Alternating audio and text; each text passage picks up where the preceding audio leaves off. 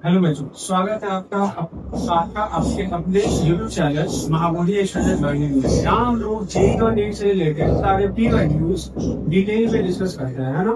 तो आज का हमारा टॉपिक क्या है? आज का हमारा टॉपिक है सिमेट्रिक सर्किट्स। ठीक है, चलो हम लोग बिना कोई देरी किए आगे बढ़ते हैं और अपना आज का लेक्चर स्टार्ट करते हैं।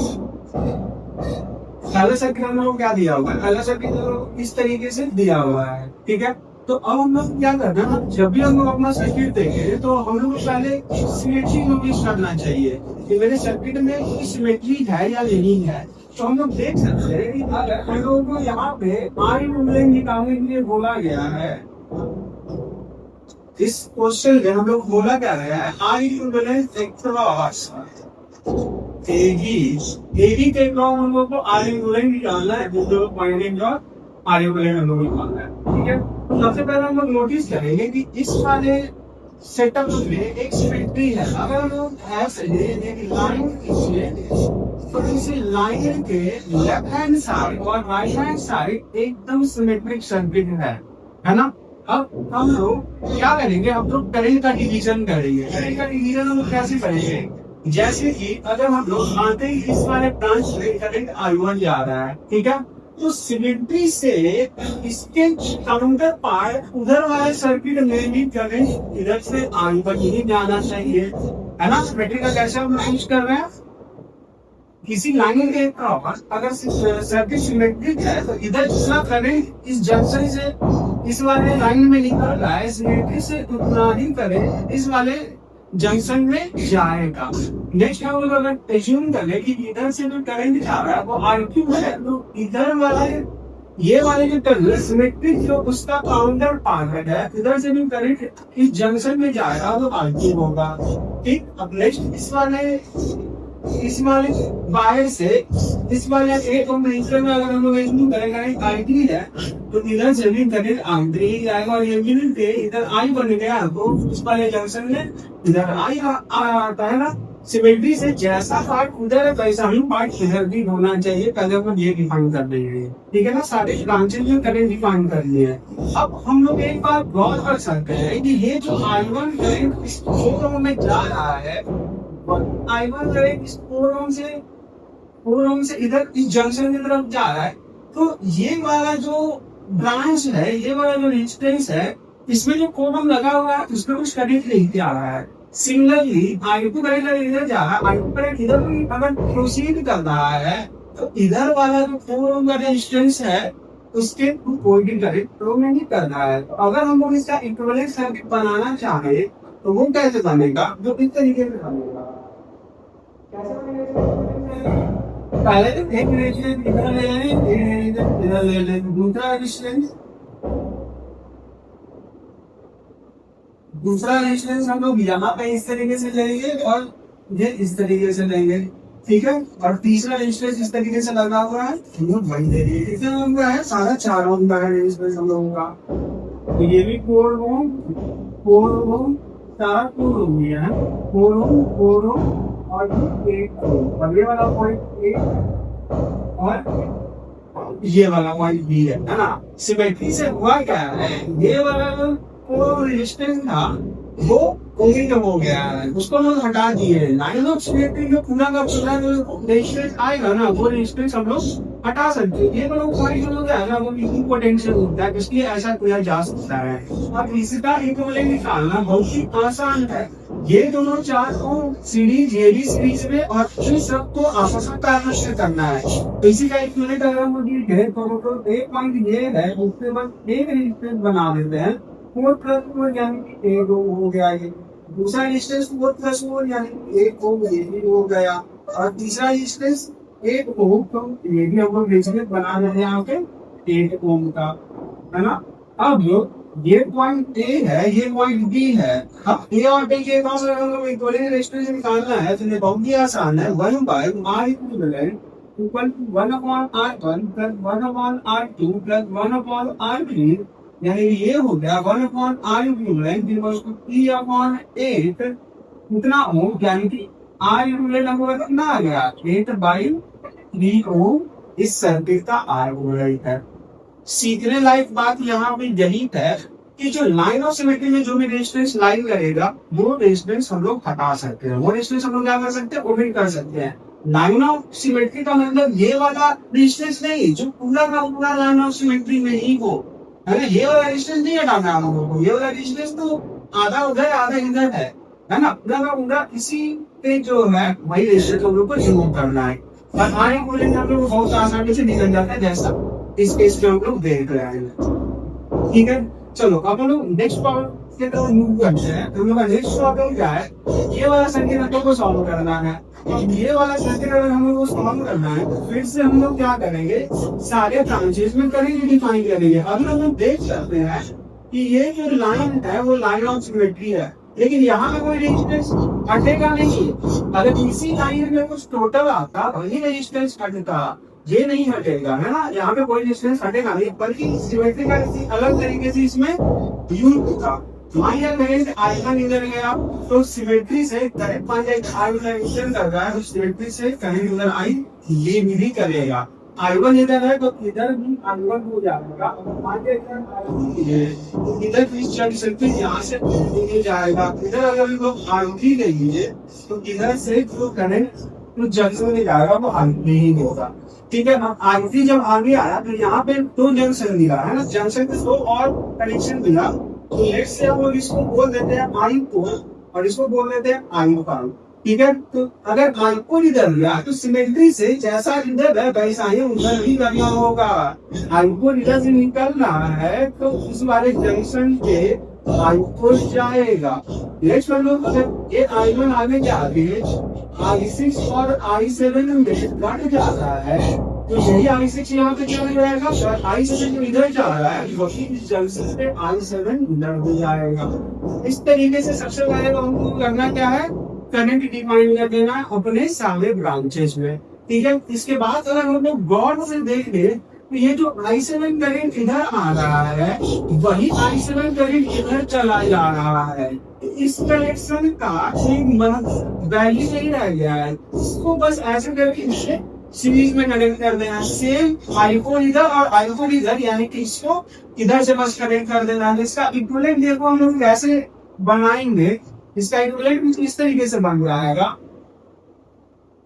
ये तो रेजिस्टेंस है, इसका बस कनेक्शन कर देंगे हम लोग इधर वाले रेजिस्टेंस से और इधर वाला जो रेजिस्टेंस है वो ऐसे ही है। इधर एक रेजिस्टेंस है, इधर वाला रेजिस्टेंस है, उसका भी कनेक्शन कर देंगे बस इधर वाला रेजिस्टेंस है। यहाँ पे ये ऐसे ही है और ये जो हम लोग उठा है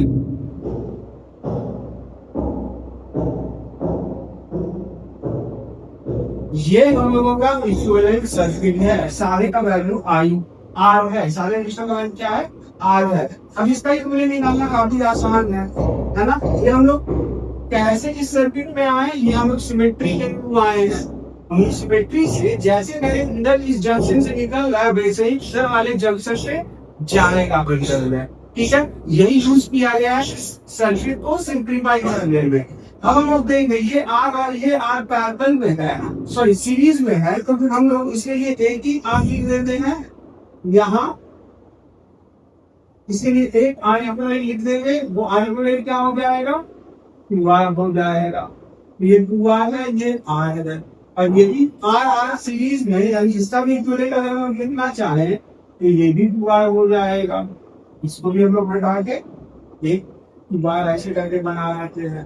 2R ये है, ये R है और इसमें ऐसे करके कनेक्शन है। ये भी R है, सारे रेजिस्टेंस का वैल्यू R है, ये R है ना। इस तरीके से हो गया। अब ये R और 2R जब पैरेलल में कनेक्टेड है तो इसका इक्विवेलेंट कैसे आएगा, 2R into R divided by 2R plus R यानी कि 3R, इसका 2R/3 हो जाएगा। इस वाले पार्ट का रेजिस्टेंस क्या हो जाएगा, इक्विवेलेंट 2R/3। इसको भी इरेज करके हम लोग शॉर्ट कर देते हैं, छोटा कर लेते हैं सर्किट को और उसको भी इरेज करके छोटा कर देते हैं। क्या है तुम्हारा का इक्विवेलेंट, 2R/3, 2R/3 है इसका और इधर भी इसका 2R/3 है ना। अब हम लोग फाइनली इन सब का इक्विवेलेंट अगर निकाले तो ये R और 2R हो जाएगा। तो इन सबको भी जोड़ दो, इन सबको भी जोड़ दे तो फाइनली हम लोग क्या जाएगा, R प्लस R 2R। ये तीनों सीरीज में है, ये तीनों भी सीरीज में है, ये दोनों सीरीज में और आपस में सब पैरेलल है। तो R plus R two R, two R plus R plus R two R, two R plus two R by three, ये क्या हो जाएगा हम लोगों का 6 यानी 8 आर बाई 3। ये जो ब्रांच है उसमें हम लोग बस हम सिंप्लीफाई कर देंगे हम लोग सारी को, बस एक रजिस्टर से उसको हम रिप्लेस कर देंगे। वो क्या है 8 आर बाई 3। यहाँ पे इन दोनों का equivalent R plus R is 2 R, और इन दोनों का इक्विवेलेंट मतलब इन दोनों का इक्विवेलेंट 8 आर बाई 3, यही हो गया। अब आर इक्विवेलेंट अगर हम लोग इसमें निकालना चाहे तो ये पैरेलल कॉम्बिनेशन है, ये 1/r आर इक्विवेलेंट क्या हो जाएगा हम लोगों का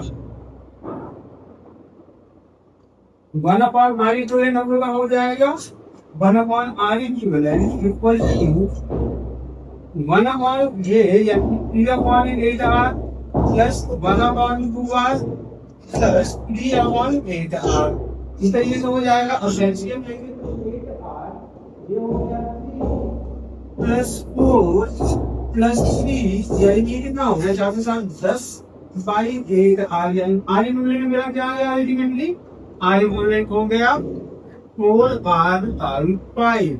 यही हम लोग का आर इक्विवेलेंट है इस सेटअप के लिए, इस सर्किट के लिए, है ना। यहाँ पे हम लोग क्या यूज किए, यहाँ पे हम लोग सिमेट्री का यूज किए हैं। I7 इधर आ रहा है तो I7 जो इधर आ रहा है जंक्शन पे पूरा पूरा उधर जा रहा है, इसको हम लोग बस इन कनेक्शन से लगा दिए और वैसे ही सिमेट्री का यूज अलग अलग जगह पे कर लिए है। ठीक है, चलो बढ़ते हैं नेक्स्ट क्वेश्चन की तरफ। नेक्स्ट क्वेश्चन हम लोग का क्या है, नेक्स्ट क्वेश्चन हम लोग का ये है। तो इस क्वेश्चन में हम लोग देखे कि ए और बी के अक्रॉस हम लोग को आर इक्विवेलेंट निकालना है, आर इक्विवेलेंट निकालना है अक्रॉस ए बी। तो आर इक्विवेलेंट अगर हम लोग ए बी के अक्रॉस निकालना है तो सबसे पहले हम लोग लाइन ऑफ सिमेट्री खोजेंगे। तो यह मेरे दिख रहा है सिमेट्री का लाइन ये है, जैसा पार्ट इधर वैसा पार्ट इधर, है ना। तो लाइन ऑफ सिमेट्री में जो भी रेजिस्टेंस आता है उसको हम लोग को हटा देना है। तो अब हम इसका इक्विवेलेंट क्या बना सकते हैं, इसका इक्विवेलेंट हम बना सकते हैं ये आर इधर से एक है, इधर से एक है, ये है, फिर ये है, इसके बाद इधर भी एक रेजिस्टर है, इधर एक रेजिस्टर है, ये है, फिर इधर एक रेजिस्टर है और इधर एक रेजिस्टर है। बट इतना में सिंप्लीफाई हो गया तो ये circuit because of symmetry. Line of symmetry क्या है, ये वाला लाइन लाइन ऑफ सिमेट्री है, जैसा पार्ट इधर है वैसा ही पार्ट इधर है। तो जो भी करंट इधर जाएगा ना वो किधर से निकलेगा भी तो इधर कुछ नहीं जाएगा, वैसा ही इधर की जो आएगा वो इधर जाएगा, इधर कुछ जाएगा ही नहीं, है ना। कहने का मतलब ये सब इक्विपोटेंशियल क्वांटिटी हो जाता है। चलो अब हम लोगों को इसका इक्विवेलेंट निकालना है। सारा रेजिस्टेंस का वैल्यू आर है, सारे रेजिस्टेंस का वैल्यू क्या है आर है। तो हम लोग इसका इक्विवेलेंट अगर निकालेंगे तो यदि हमको दिख रहा है ये चार्ज जो है जो सीरीज में है, ये चार्ज सीरीज में है, ये दो सीरीज में और बाकी आपस में पैरेलल में। तो चलो हम लोग आर इक्विवेलेंट निकाल लेते हैं। आर इक्विवेलेंट क्या आ जाएगा हम लोगों का, बस 3 रेजिस्टर बनाएंगे हम लोग। एक तो हो रहा है ये वाला, एक Q1 ये वाला, और लास्ट में एक और 4R ये वाला। अब इसका आर इक्विवेलेंट अगर निकालना है तो 1/R equivalent equal to 1/4R plus 1/2R plus 1/4R, यानी कि यहाँ पर 4R एलसीएम आ जाएगा 1 प्लस 1, ये हो गया 1/R इक्विवेलेंट। आर इक्विवेलेंट मतलब क्या आ जाएगा 4R डिवाइडेड बाई 6, यानी कि 2R/3। ये हम लोगों का आर इक्विवेलेंट है इस सेटअप के लिए। समझ आ रहा है। हम लोग को लाइन ऑफ सिमेट्री खोजना है। लाइन ऑफ सिमेट्री खोजने के बाद हमको क्या करना है, जो जो रेजिस्टेंस जो लाइन ऑफ सिमेट्री पे है उन सबको अमिट कर देना है, शॉर्ट कर देना है, और उसके बाद हम लोग का सर्किट काफी सिंप्लीफाई हो जाता है। समझ आ गया। चलो हम लोग नेक्स्ट क्वेश्चन ट्राई करते हैं। नेक्स्ट क्वेश्चन क्या है हम लोगों का नेक्स्ट क्वेश्चन ये है, फिर से हम लोग क्या पूछा गया, R equivalent across AB, R equivalent across AB पूछा गया है। तो हम लोग अपना लाइन ऑफ सिमेट्री बोलेंगे। लाइन ऑफ सिमेट्री ये है हम लोगों का, है ना। ये लाइन ऑफ सिमेट्री जैसा पार्ट उधर है वैसा पार्ट इधर भी है, तो जो जो लाइन ऑफ सिमेट्री है उसको हटा देना है तो सिंपल हो जाएगा सर्किट। तो हम लोग क्या करते हैं, इसको और इसको हटा देते हैं। इसको और इसको हटा दोगे तो हम लोग का सर्किट कैसा बन जाएगा, हम लोग का सर्किट इस तरीके का बन जाएगा। इधर एक रजिस्टर, फिर इधर एक रजिस्टर, इधर एक रजिस्टर, इधर ये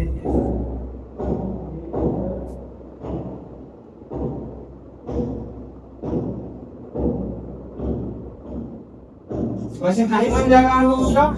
जो जो रेजिस्टेंस लाइन ऑफ सिमेट्री है उसको हटा देना है, यही स्केलिंग का यूज है इक्विवेलेंट ऑफ रेजिस्टेंस। अब इसके बाद अगर हम लोग इक्विवेलेंट निकालना है तो बहुत आसान है, ये दोनों मिलके R ये भी हुआ है। तो इसको हटा के क्या करते हैं, इसको हटा के हम लोग क्या करेंगे, इधर एक बार और एक बार, और ये दोनों पैरेलल में है ना, ये दोनों पॉइंट नीचे है ना दोनों, ये दोनों क्या है पैरेलल में, ये दोनों पॉइंट के बीच में है ना, ये वाला और ये वाला। तो हम लोग क्या करेंगे, इसको हटाकर बार और बार पैरेलल और बार इज R, यानी कि यहाँ पे हटा के बस एक रेजिस्टेंस R लेते हैं हम लोग। यहाँ पे बस एक रेजिस्टेंस R आ गया, ये भी R है, सारा का सारा वैल्यू R के बराबर है। अब इसका इक्विवेलेंट अगर हम निकालना चाहें तो ये 2 बार और 3R पैरेलल में है, इसका इक्विवेलेंट हो जाएगा 2R 3R एंड 2R, ये तीनों पैरेलल है। अब इसका इक्विवेलेंट कैसे मिलेगा, 1/R equivalent equals to 1/2R plus 1/3R plus 1/2R है ना। ऐसे कितना आ जाएगा 6R, यानी कि यहाँ पे 3 प्लस 2 प्लस 3, यानी कि हम लोग ये क्या आ गया 6/7R 8/6R, यानी कि R इक्विवेलेंट क्या यहाँ होगा, R इक्विवेलेंट आ गया 6R/8, यानी कि 3R/4, ये हमारा R इक्विवेलेंट है ना। तो हम लोग देख सकते हैं कैसे हम लोग सिमेट्री का यूज कर रहे हैं अपने सर्किट को सिंप्लीफाई करने के लिए, ठीक है। तो इसी तरीके से सिमेट्री का यूज होता है। नेक्स्ट एक क्वेश्चन और हम लोग ट्राई करेंगे सिमेट्री पे बेस्ड, ये क्वेश्चन हम लोगों का है ना। तो करेंट जो भी आएगा होगा मतलब पूछा जाएगा वाइन करेंट थ्रू 10 ओम रेजिस्टर। तो मान लिया कि इधर से करंट आई आ रहा है ना, अगर करंट आई आ रहा है तो यहाँ पे जंक्शन जहाँ को मिलेगा इधर भी करंट जाएगा I1 और इधर जाएगा I1। अब ये दोनों जो रास्ता है, एक I1 के लिए जो रास्ता है और I2 के लिए जो रास्ता है, ये I1 के लिए जो रास्ता है, ये दोनों बहुत सेम है, एग्जैक्टली सिमिलर है। और इस जगह पे जो पोटेंशियल होगा ना, वो जो जितना वो ड्रॉप कराएगा ना उतना ही ये वाला रेजिस्टेंस उतना ही ड्रॉप कराएगा। तो ये सब पॉइंट इक्विवेलेंट पोटेंशियल है, ये पॉइंट इससे इक्विवेलेंट पोटेंशियल है, क्योंकि ये वाला I1 का रास्ता है, ये I-I1 का भी सिमेट्री से सेम टू सेम रास्ता है। तो जो भी करंट है वो इधर से आगे जाएगा, इधर से आगे जाएगा, ये वाला लिंक नहीं होगा। क्यों नहीं होगा, क्योंकि पोटेंशियल ड्रॉप यहाँ से यहाँ का होगा, उतना ही पोटेंशियल ड्रॉप यहाँ से यहाँ का भी होगा। तो उसको अगर हम लोग सिंप्लीफाई करके लिखते तो ये इस तरीके से हो जाएगा 10 ओम, ये भी 10 ओम, और इधर नीचे में 10 ओम, ये सारा 10 ओम है, ये भी 10 ओम हो गया। और इसको एक बैटरी की 6 वोल्ट के बैटरी से ऐसे कैसे शो होता है। इसका R इक्विवेलेंट क्या हो जाएगा, R इक्विवेलेंट हो जाएगा 30 प्लस 30 पैरेलल में, यानी R इक्विवेलेंट हो गया 15 ओम। अब 15 ओम R इक्विवेलेंट आ गया मेरा। पोटेंशियल डिफरेंस कितना है 6 वोल्ट, तो करंट कितना हो जाएगा D/R।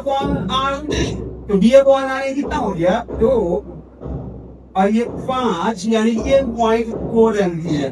अब जब 0.4 एम्पियर करंट मेरा आ गया, ये वाला करंट है 0.4 एम्पियर, तो अब 2 ब्रांच दिख रहा है, यहाँ से करंट कितना आ रहा है 0.4 एम्पियर आ रहा है ना। तो इस जंक्शन में 2 से रास्ता दिख रहा है, इसके तो फ्लो करेगा I1 को 0.4 यानी कि 0.2 एम्पियर हो जाएगा। I1 क्या हो जाएगा 0.2 एम्पियर और इधर I माइनस I वन ये भी हमारा 0.2 एम्पियर हो जाएगा। तो करंट टू फेरियम रेजिस्टेंस क्या है मेरा 0.2 एम्पियर, है ना। ये क्वेश्चन भी कैसे सॉल्व हुआ है, ये क्वेश्चन भी सिमेट्री के बेसिस पे ही सॉल्व हुआ है। ठीक है, कॉन्सेप्ट सबको क्लियर है। आगे हम लोग नेक्स्ट वीडियो में करेंगे। I hope you like the video. Till the next video, bye, take care.